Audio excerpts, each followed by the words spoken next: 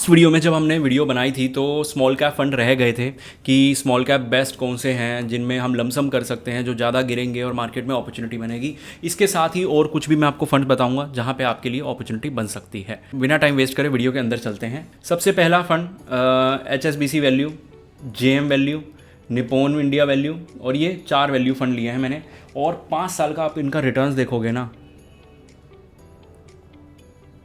और मैं हैप्पीली बोल सकता हूँ, प्राउडली बोल सकता हूँ कि ये फ़ंड JM नहीं है, HSBC वैल्यू, 3 फंड, ये 3 फंड मेरे क्लाइंट्स के पोर्टफोलियो में हैं और इनके जो रिकवरी आई है वो ज़बरदस्त आई है। अब कुछ क्लाइंट्स के पोर्टफोलियो में बंधन स्टर्लिंग वैल्यू भी होगा, SBI कॉन्ट्रा भी होगा। तो SBI कॉन्ट्रा की भी रिकवरी देख लेते हैं। बहुत बढ़िया तरीके से आई है, कोई दिक्कत नहीं है। लास्ट 6 मंथ में इसने बहुत अच्छा होल्ड किया था क्योंकि बाकी फंड नेगेटिव गिर रहे थे, ये नेगेटिव नहीं गया था। रिकवरी बेशक इनसे 2-3% स्लो है, बट कोई फ़र्क नहीं पड़ता, ठीक है। लॉन्ग टर्म में अच्छे खासे ज़बरदस्त रिटर्न्स जो ये जनरेट कर रहा है वो कोई कॉन्ट्रा नहीं कर रहा। लेकिन हाँ, नहीं कर रहा और नहीं कर सकता में फ़र्क है।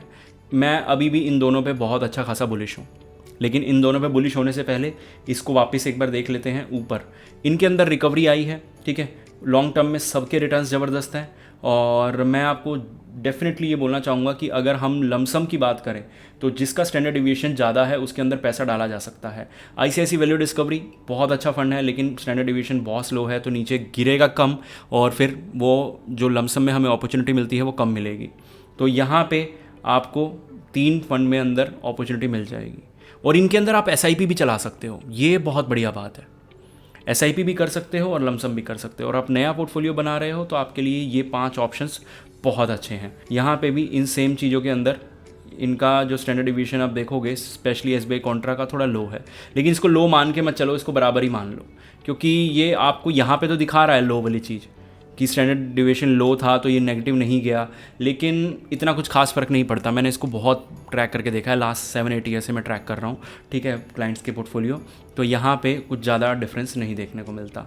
अब इसके बाद पक्का 100% इसके बाद हम स्मॉल कैप फंड्स की बात करने वाले हैं। लेकिन स्मॉल कैप फंड्स की बात करने से पहले उन लोगों के लिए एक छोटा सा, जिन लोगों को लगता है कि यार बहुत कन्फ्यूज़न है, मार्केट बहुत वॉलेटाइल है, हमें तो नॉलेज नहीं है, हमारे पास टाइम नहीं है, स्क्रीन पे नंबर है, आप व्हाट्सएप कर सकते हैं।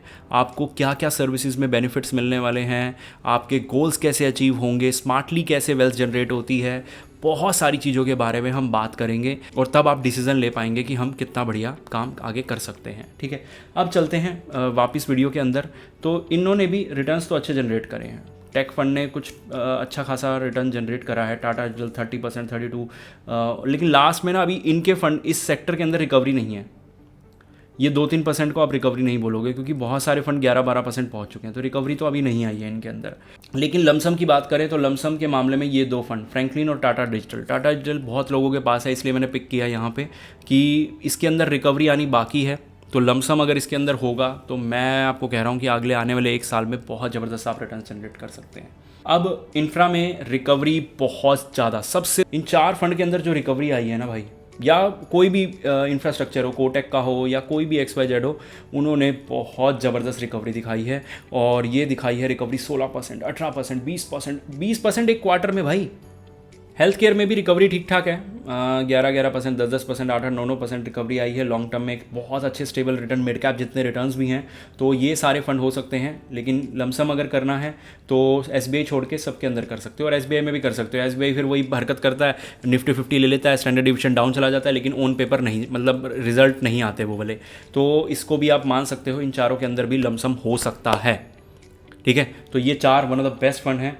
और लास्ट में अब स्मॉल कैप की बात कर लेते हैं। स्मॉल कैप भाई बंधन ज़बरदस्त नीचे गिरता है, सेम निपॉन, और सबके पास ये है भी। तो ये लमसम के लिए बहुत बड़े हथियार हो सकते हैं आपके, क्योंकि ये सबके पास होते हैं और आपके पास भी होगा।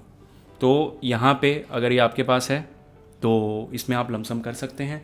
लेकिन अब मैंने इतने सारे फंड बता दिए, ठीक है, और दूसरी वीडियो का एंड है, तो यहाँ पे कुछ रूल्स रेगुलेशन का ध्यान जरूर रख लेना। इसके बिना अगर आप बाय कर रहे हो तो बेवकूफ़ी कर दोगे। अपने पोर्टफोलियो में 5 से 7 फंड, ये बहुत ज़्यादा होते हैं, मैक्स हैं ये, इससे ऊपर तो भूल के भी मत जाना, ओके। आपके पास 3 से 5 फंड या 7 फंड, कुछ भी XYZ चल रहा है, इन्हीं के अंदर आपको लमसम करना है। जब भी मार्केट लगातार 2 दिन तक गिरता है तो आपको देखना है लार्ज कैप में अपॉर्चुनिटी है, मिड कैप में है या स्मॉल कैप में है।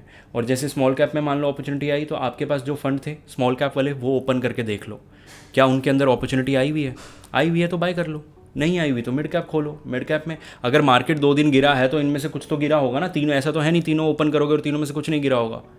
पिछली बार हमने मिड कैप ओपन किया, कुछ गिरावट नहीं, स्मॉल कैप किया, लेकिन लार्ज कैप में बहुत ज़बरदस्त गिरावट थी जब लास्ट 10 दिन पहले ड्रॉप आए थे। ठीक है, तो ड्रॉप में आपको कुछ ना कुछ मिल जाएगा। और एक और लास्ट चीज़, अब मान लो आपके पास अपॉर्चुनिटी आई लार्ज कैप की, आपके पास था पराग पारिक फ्लेक्सी कैप, आपकी 10,000 की SIP चल रही है, हर फंड के अंदर 20-20 हज़ार रुपये आप इकट्ठा कर चुके हैं। अब आपने क्या करा, पराग पारिक के अंदर अपॉर्चुनिटी आई और आपने इसके अंदर लाख रुपए डाल दिया तो इसके अंदर 1,20,000 रुपये हो गया।